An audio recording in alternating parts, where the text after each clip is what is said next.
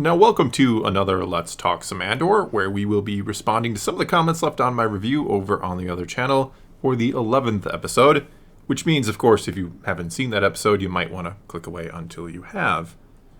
And so, as usual, we will kick it off with your ever-so-brief review of the episode. Brief is also how I will describe this episode. I wanted it to be so much longer, but that's the case for all the episodes. This one was especially short, though, again, fantastic. Filled with so many interesting facets and questions. Every scene has a purpose. Every scene can be analyzed. Every scene is... And I feel like it expands the Star Wars universe to know so much of this information about... We're learning about, like, Chandrilan customs and how they're viewed nowadays. Well, the world building has been top-notch, yeah. No, the world is fantastic, and this is doing that one thing that we've been asking. Expand Star Wars. Yep. Give us more. Make this world a big place that's different and interesting, and everywhere has different customs, and I'm loving that about this show. Yeah, you have a galaxy of, millions, well, billions of planets, though. I mean, and usually we go to kind of the same ones and don't really explore them, so it's nice to kind of be doing something a little different. All right, so let's kick it off, as always, with the top comment. Top comment was close this week. It was like 2 or 3. It was. I refreshed it a couple times, and it was like one got a vote and one didn't, so came down to the wire. This is coming from Liam Carden. One thing I loved was Saw kept saying 30 men, and Luthen kept adding plus Krieger. Really plays into both those characters. Luthen cares about his top people, his informants, the people that can extract large sweeping change. Saw doesn't care about the leader, only the men under him. This is reflected by Saw being so willing to give himself physically for the cause. He sacrifices many of his limbs and inevitably his life. Yeah, it's like Luthen is playing chess, right? He has valuable pieces and he has less valuable pieces. Right, he looked at... even in the Aldhani heist, he was kind of glad everyone got bumped off and then looked at Andor as a loose end, despite telling Andor he was so valuable and I came here for you. Yeah, but it was I wanted your skill set and now you're a problem, so now I'm you're to a get rid of you. liability. Yeah. Right. Saw is just kind of a wild card. He very much is. He's crazy. But he plays But he really cares. Yeah, well, he cares. I mean, yeah. And that's the reason he ditched Jyn in the first place. He tells you in Rogue One he ditched her because people were worried that she was a sympathizer because of her father. Questions, yeah. Right. You were the daughter of an Imperial scientist, Mm-hmm. He did it for her best interest because even he didn't want to sacrifice... Luthen would have been like, well, I'll just kill her. No one will worry about it then, yeah, will they? That's a loose end, Or Saw was like, I'm giving her a chance to survive and I'm... I can... You get the feeling that Luthen is very much playing the long game, right? He is setting up his... Like I said, he has his pawns, which he is willing to sacrifice. He has his, his rooks or his bishops, whatever you want to... Chess terminology. He has his queen, which is probably the ISB agent. And, he's willing to make sacrifices to save those pieces to put them in position Right, he's willing to lose all of Krieger's men to continue having his mole in the ISB. Exactly. Because that piece is more valuable. It makes me worry about where do Val and Cinta rate. Well, on his chessboard. Probably don't want to know. If you keep bothering him and pushing him, he'll see you as a problem and he'll get rid of you. Yeah. All right. From Sir Densington. One of my favorite parts of the show is all the stuff with Mon Mothma. Genevieve O'Reilly crushes every scene. She can say so much with just her expressions. She got completely cut out of Revenge of the Sith, but years later got brought back for Rogue One, and now she's one of the leads on an entire show. I love seeing things work out. I have a feeling that this show is going to have legs. We're just about to hit the holidays, and people are going to be home and more with family and might flick on Disney Plus for the first time since Mandalorian, see Andor for the first time. I can't praise this show enough. It's nice to see Star Wars have a win. It is nice to have Star Wars get a win, right? Mm-hmm. I know, like a lot of people, there's a ton of people out there who don't like it, sure, or not watching it. But it feels like those who are, it is a big win. It feels like something that we've been kind of waiting for a while. And to go to Genevieve O'Reilly, like, I agree with her. Just the scene this week, where she's kind of seeing her daughter kind of in this, old traditional ways. And deep down, she knows this is a bad thing for her. Yet at the same time, she knows it's going to pay off for her because now she can, this deal with Davo, she can kind of facilitate it a little bit better since her daughter is going to probably be more on board with it. So she hates herself for knowing that she can use these old customs and traditions that she doesn't believe in and kind of sell her daughter into them, if that makes sense. Right. It's just every character is so deep. It's peeling the onion back. That the more you watch, the more you listen, they're crazy good. They're crazy good. It's so well written. A character like Mon Mothma, who's pretty much a throwaway from Return of the Jedi. She is. She's a passing glance to see, look, there's like a leader person of the rebellion. She comes back so strong, and now you're like, when you see her later, that has so much... It's going to have more weight. Yeah. Because we know what this character's been through, where they've come from, where they're going. You understand why she is, in the fight. You see what she has kind of forsaken to be in this fight, her family that she's given up because they are nowhere to be seen. And so, yeah, it just adds, it adds more to the other parts of the story, which is, one of the things we want to see, right? We're kind of tired of recontextualizing and want more adding depth. And this is what Andor is doing. Next comment comes from Jonathan F. The space battle is not just cool. It's a metaphor for the whole rebellion. Luthen provokes a reaction. Just like the payroll heist, the Empire increases the tractor beam power. Luthen releases shrapnel, and the tractor beam is now so powerful it accelerates the shrapnel's velocity so fast that the tractor beam transforms into a weapon against itself. We use the weapons of our enemies against them, indeed. Yeah, that is using the enemy's weapons against them, you can certainly say. I mean, a brilliant strategy, right? Intelligent, smart, yeah. Because at first you're like, well, why is he trying to accelerate? Even the Imperials are like, what is he doing? He can't break away. You're not going to break from the tractor beam. Now we're going to intensify the power, and you're going to want something to go right into our shield or our something generator, or whatever you want to call it. Something that's going to be flying pretty darn fast in that tractor beam. Yeah, that was a great scene. It was, not a kind of a generic, like, oh, he's just going to destroy TIE fighters and get away because that's, what we do. It's thought out. He's showing how, intelligent of a pilot he is in this case, too. It does make you wonder, though, why more don't do that. Oh, I'm caught in a tractor beam. We'll launch a missile. Well, conveniently... They'll suck it right to themselves. True. And it'll knock out their tractor beam because it's going to get pulled right to the tractor beam's origins most often. Yeah, you make a really good point. I'm just saying. I don't want to poke any holes, but No, you just poked one. The physics of this mean more people could do it, right? Well, yeah, but the interesting thing is usually with the tractor beams, we don't see where they're originating from. Not saying that doesn't make it work, because it would still somehow the tractor beams always pull them in and put them in. Yeah, somehow the tractor beams just kind of work, and this time we actually see like the dish, so it made more sense here. But no, I do agree. Maybe here's the reason they redesign their ships in the future. Could be. To stop such an action. Yeah. Next comment is from Water Bears. First Star Wars show in a while to actually make me feel something. Every episode is so good.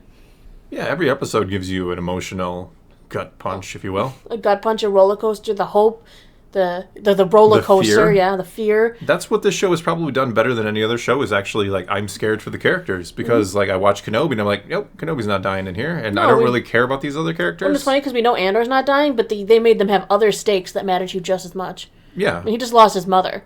We didn't see that coming. There's an emotional stake that just train wrecked him, just like Mon Mothma again. We know she's not going to die. Yeah. We know she's going to, be in there later. We saw her in Rogue One, and she's not battered and bruised. She's standing strong. Yeah. But we have the emotional stakes for the characters that are driving us. Yeah. Even Luthen, we don't know his fate. But now that we've known what he's given up, we feel for his character. Well, we don't even know. We know Saw isn't going to die, but the emotional stakes and the stakes of the men who serve under them, these are the things that really hammer into you. Yeah, but with Luthen, we don't exactly know what he's given. We know that he has, at least he feels very strongly about what he's given up, and he's kind of sold his soul for the rebellion, and so it's not. We know his stakes. We just don't know exactly the details. But that's what I'm saying. The show does well. Is like I actually care. I actually feel something about the characters. I actually worry about them. I cheer for them. Where it's like, there's been other shows where it's like, well, I know you're not going to kill this character. Right, but they gave him such a strong emotional stake that you still feel so deeply for them. Yeah, exactly. Next is My Dream in Orbit. The scene with Cassian staring off into the horizon on Neamos is one of the most beautifully somber moments I've ever seen. You can see the hurt in Cassian's eyes. All the while you think it's his final moment in Rogue One on the beach in Scarif. That is some powerful storytelling paired with great acting and music. It really is. Yeah, he's like looking into his future in a sense, and the explosion ain't there yet, but we all know it's coming. Right, and it's this pain, this deep pain he must feel. He was so excited. He wanted to get in touch with his mom, tell my mom I'm okay, because he loves his mother deeply. And you can see that, only to find out that his mother is dead. Yeah. And what is he going to do now?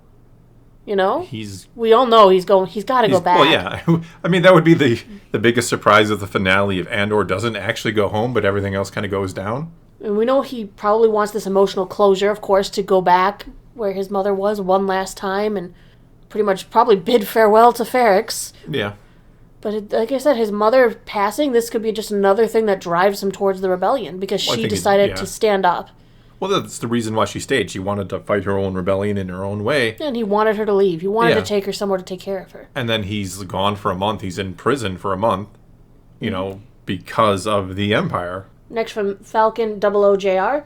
The thing that is missing is that thread of Cassian and his sister from their home planet. I know that's part of the setup for his motivations, but I think they could remind us through dialogue that Cassian is still thinking about her. It's very... We haven't heard anything about her since Marva said to stop looking for her. Yeah, it's a weird thread that is just sitting there fluttering in the wind right now. Is it an actual story thread to come, or is it maybe something that is going to get lost? Because originally it was supposed to be a 5-season thing. Now we're only getting 1 season. So is it kind of like they're sacrificing that thread? I think they wouldn't have put that in there if it wasn't important. I think I think he's going to come back for it. Well, the problem is that scene does not work without that, because otherwise he's just in a brothel somewhere. So it needed to be in there for that opening scene to work. And we did hear, I mean, maybe that whole Marva scene was just supposed to be resolution, as weak as that is. That would be some pretty weak writing for this series, to be honest. Losing Marva, the only family he has, is going to spur him into finding the family he's missing. That's a good point. She said to stop looking, but now she's gone. He has nobody. He feels alone. I mean, Bix is a mess. Yeah, mentally is going to be... So maybe now this spurs him to, I'm going to find my sister, my only family I have left in this world. Could be. It very well galaxy, could be. But yeah. Yes. I know it's interchangeable to use world and galaxy with Star Wars, I think, yes. Next from Mercurian. I really am impressed by the way the show is able to make me feel for B. for B2 EMO. When told he must leave, he makes the excuse that he's charging, despite the fact that he's been charging all day. I find it to be very endearing. I really want him to find a place where he's happy. Along with K2SO from Rogue One, B2 is the most human of any Star Wars droid. I think your theory, it was originally your theory, and I've kind of ran with it, is the B2 to K2 theory. If Cassian does come back to Ferrix and a firefight or anything ensues, B might get damaged, hurt, and possibly, just like Teneman did with Mr. Bones, he takes some sort of a module from him, and maybe that integrates into the personality of K2. You're talking about the Aftermath books. Yeah. For anybody who doesn't, for a lot of people who doesn't know who those characters are. Though Teneman is Snap Wexley from the sequels. Yes, he is. But he is in the Aftermath. Anyway. But no, I definitely see a connection Lando there, put part of his droid in the Falcon. Why not put part of B into K2? I think there's going to be something. Think about it later. K2 will sacrifice his life to protect Cassian because he loves him. Yeah. You don't think B2 would have done the same for Marva if he could have? That he would for Andor? Yeah, we do see the how much, obviously B2 is going to miss Marva and cares about her. So. I love B. Yeah, it's a great scene. It's always impressive when you can take a kind of an inanimate object, if you will, and that is a slight against droids. But it's always impressive when you can take something like that and give it emotion and make people really care about it. He drives that scene into further depths of despair, I think. The whole time you're like, oh, Marva's died. Oh, it's sad. But we're like, oh, well, we didn't really know her that well. But seeing his reaction to the loss... Yeah. I think there's an interview with Fiona Shaw, who plays Marva, where at one point she refers to having this droid that's like the old family dog. Yeah. Like, that's the role he fills. But he is kind of. He's that loyal, I'm with you the whole time, I love you unconditionally, I'll be there for you, I listen to you when you tell me to sometimes. Well, it's kind of like I talked about in my review. It's it's an interesting question because, in Star Wars, droids are kind of, they're halfway between this, functional... it has a purpose. Yeah, between being a pet and a tool, or a pet and a tool, or a kind of a almost like a child kind of thing. There's this odd mixture. I mean, and all droids in Star Wars are a little different. Don't get me wrong, but there is this unique mixture of kind of those three things. Mm-hmm. And so, what do you do with a droid that has become so attached to their owner? Just like what do you do with a pet when a person dies, or a child, or whatever else it might be, a prized possession. You're going to try to, not that children are prized possessions, but you know what I mean here. I know that came off weird, but I think people understand where I'm going. I love B, though.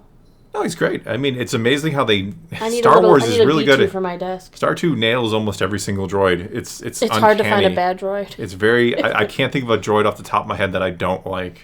Yeah, even the ones we thought we didn't like, we kind of liked. Yeah. The one from Solo. Yeah, but they could... Yeah, well, yeah. She was a little odd dog, but she was still full of interesting character. I guess you came up with an example. She had the whole thing like, I'm going to free the droids, and okay, they're free, what are you going to do now? I don't know. Well, it was such a weird scene because funny. people talk about L3 and they don't like L3 because of what, there's a lot of things with him Weird and Lando, things with, her and Lando. yeah. Yes, I get that, but it was kind of funny because here it is like, I care about droid liberation, and then you liberate the droids, and it's now what? That's the, it's kind of an ironic moment that you're preaching droid rights and liberation, and then you get it, and sometimes that's the case, right? Sometimes you fight for something, and it's like, now what? It's like the dog chasing a car, to use the Batman. What are you going to do when you catch it? Yeah, what do you do when you catch it? So, next comment, Derek Lee. It's easy to forget that these setup episodes are the real reason the show is so good. They make the payoff 10 times better. Agreed. I agree, but they also have to be good in and of themselves, right? Because I see a lot of... Because I was not... I don't want to say harsh on this episode in my review. I wasn't harsh at all. I love this episode. It seems like because I didn't go, gushing over some of it, I think a lot of people were like, oh, you didn't like it. No, I liked it, but I also... And it was good in and of itself, but I think there's this middle ground, right? A setup episode still has to get me to continue to watch, right? Like I said, this was a shorter episode, and I wish they could have just combined it with either last week's or next week's. I mean, yes, they'd run one episode short, but having this one be so short means that you have less time to get the audience invested. Yeah. And this is just... All this episode was jumping from all the different storylines and giving us a progress report on where they are. It was like the convergence of it was like getting all your... And that was kind of maybe my problem. I didn't articulate it in my review. Is this actually feels like the most contrived episode of the series so far. And don't get me wrong, I'm okay with that. You have to do that in the story. But you could literally see, like, okay, Cyril's going to get a call from Sergeant Mosk, and he's going to get sent to, Ferrix, and they're going to get sent to Ferrix. You can see all the convergences. And like I said, it was a progress report. It was an update to give everyone, here's our final positions going into the last episode. But I feel like they would have done better had they been able to combine this with the last episode. To kind of make an episode before it be like a big culmination or something. Because standing by itself, it's weaker than the others. If you don't know the stories going up to this point, it's not great. You're not if you're not invested in all these individual storylines, you're like, okay, so now we know where everyone is and why they're all going to go to Ferrix. Which, mind you, you should be. If you're on episode 11, you should expect episode 11 to, it's going to assume you've been watching and know everything. So I'm not saying that's, I don't think you're saying that's a weakness. It's not. No, but it was missing its own dedicated little plot. Exactly. It was, of all the episodes, this was, and maybe episode 7 a little kind of felt like a transition episode, which still really good. But this one, like I said, it had that very kind of contrived feeling, which it was still great. Don't get me wrong. Don't hate on me. I'm not suddenly turning on Andor. I love this series. But of all the episodes, it was by far the most contrived. Next comment is from Jason G. One thing that is noteworthy about Luthen's encounter with the Imperial Patrol is that they now have a recording of his voice. And during Cyril's interrogation by the ISB, he insisted he'd remember his voice. I've kept wondering why Cyril is even still in this story, and I think that's it. Because he isn't catching our boy Andor. He's going to give the ISB their first real lead to finding out who Luthen really is. That's a really good catch. It is. As long as they did actually record it. I don't know what their standard protocols are. But if they indeed did, he could identify it. Yeah. But, I mean, it would be hard to make that connection, because I don't know that you're immediately assuming that this is going to be anybody but a pirate who's just trying to get away. And we don't know what Luthen's plans are for the next episode. If Cinta reports that Andor is there, would Luthen possibly show up on Ferrix and run into Cyril again? Well, if you remember kind of the code when Luthen and Clea are kind of talking, and they're using the kind of code, and he was talking about the other piece, and he made it very much sound like he was going to Ferrix to kind of, package up the other piece or whatever. Or was he talking about Krieger? I think they had talked about Krieger first, because they talked about how Saw and Krieger, and how Saw wanted to go help Krieger, and he kind of had to discourage that. And then they talked about up the other piece, and they mean bumping Cinta off. I think they meant that he was going to go there to make sure that the Empire doesn't get their hands on Andor, no matter what he has to do. He feels like with the mother being gone, because Cinta did report that, with the mother being gone, he feels maybe this is where Andor's going to show up now. Yeah, again, they're speaking in code. Which they're usually using leads Cyril to come into contact with Luthen somehow. And definitely possible. Something's going to happen. I don't think this is going to end without something big happening in this final episode. And it's not going to be Andor getting captured again, because that would be pretty lame and redundant. So it's going to be either Luthen getting captured or very close, or maybe Cinta or Val, somebody dying. There's going to be something big in this final episode. Next comes from Question Man.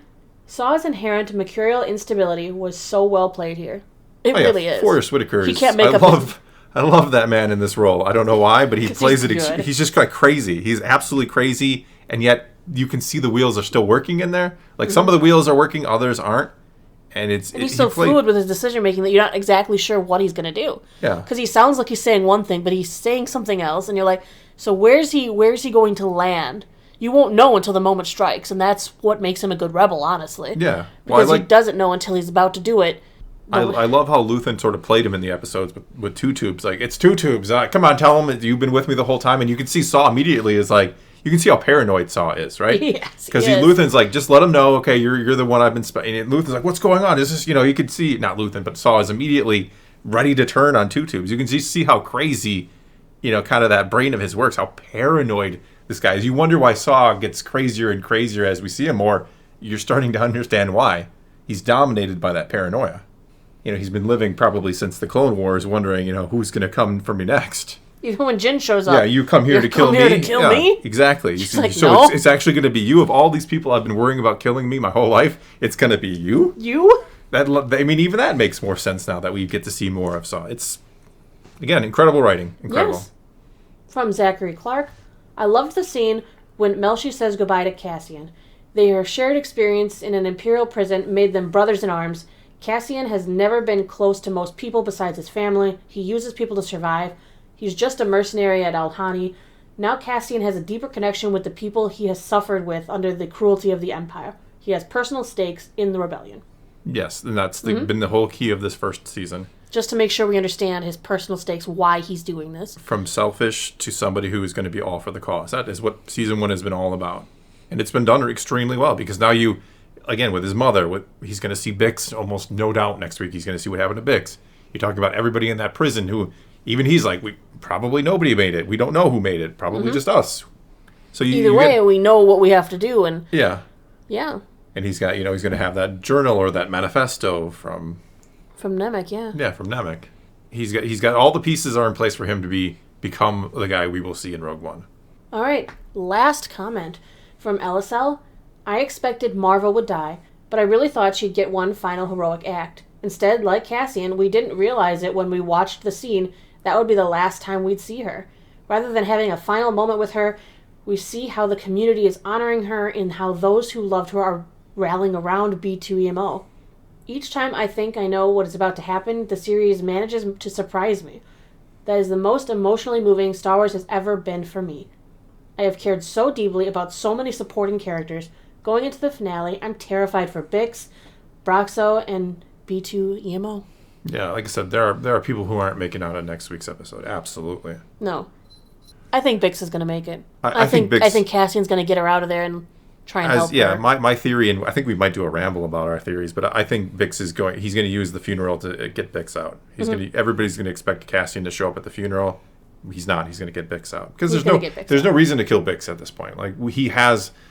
To put it he just bluntly, went through a loss. Yeah, to put it bluntly, he has the motivation. He has the body counts to get him motivated to join, the rebellion, to be for the cause. There's really no reason to kill Bix at this point because her being alive is more of a reason for him to, further his. And she's a representation to him of the cruelty of the Empire. Yeah. Not to mention, you might run into someone like Luthen who goes, "Yeah, I can help her, but I need you to do this for me." Yeah. There's a lot of things that could go that way. And I think with some sort of leverage, Luthen might be persuaded to keep Cassian alive. And considering there's probably going to be death, maybe like a Vel or a Cinta or somebody like that, he's going to get a win, right? Cassian's going to end this first season with some, iota of a win, which is going to be saving Bix.